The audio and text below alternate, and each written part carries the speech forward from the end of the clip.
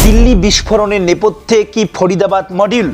তদন্তকারীদের একাংশের দাবি দিল্লি এবং ফরিদাবাদ এই দুই ঘটনার মধ্যে থাকতে পারে গভীর যোগসূত্র।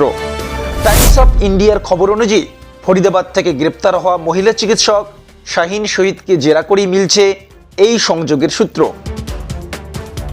শাহিন লখনউয়ের বাসিন্দা, কিন্তু কর্মসূত্রে ছিলেন ফরিদাবাদের আল ফালা মেডিকেল কলেজের চিকিৎসক হিসেবে।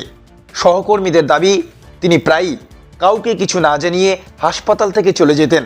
তবে কেউ ভাবেননি তিনি কোনো সন্ত্রাসী চক্রের সঙ্গে জড়িত হতে পারেন।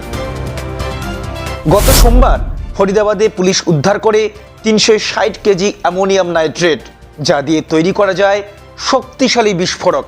এরপর জম্মু কাশ্মীর পুলিশ জানায় উত্তর ভারতের বিভিন্ন জায়গা থেকে উদ্ধার হয়েছে আরও প্রায় 2900 কেজি বিস্ফোরক। তদন্তকারীরা সন্দেহ করছেন দেশে বড় সড়ো নাশকতার ছক কষা হচ্ছিল, যার মূল সন্দেহভাজন উমর উন নবী। লালকেল্লার সিসিটিভি ফুটেজে দেখা গিয়েছে বিস্ফোরণের কয়েক মুহূর্ত আগেও গাড়ি চালাচ্ছেন একজন ব্যক্তি, তাকেই উমর বলে মনে করা হচ্ছে। শাহিনের জেরায় উঠে এসেছে আরও 3 চিকিৎসকের নাম: আদিল মাজিদ রাঠোর, মোজাম্মিল আহমেদ এবং উমর। 4 জনই চিকিৎসক এবং আলফালা মেডিকেল কলেজের সঙ্গে যুক্ত ছিলেন।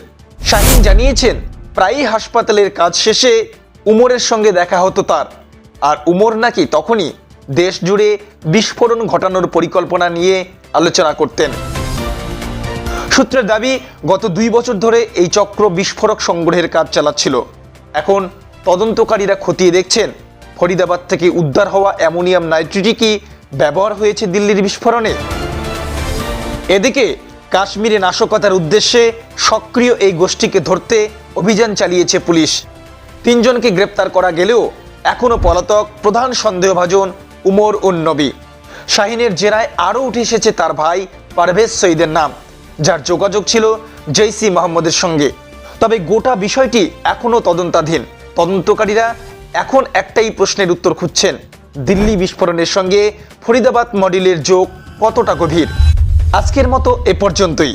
তবে এই ঘটনার পরবর্তী আপডেট জানতে চোখ রাখুন আমাদের চ্যানেলে, এবং অবশ্যই লাইক, শেয়ার আর সাবস্ক্রাইব করতে ভুলবেন না। জয় হিন্দ, জয় ভারত।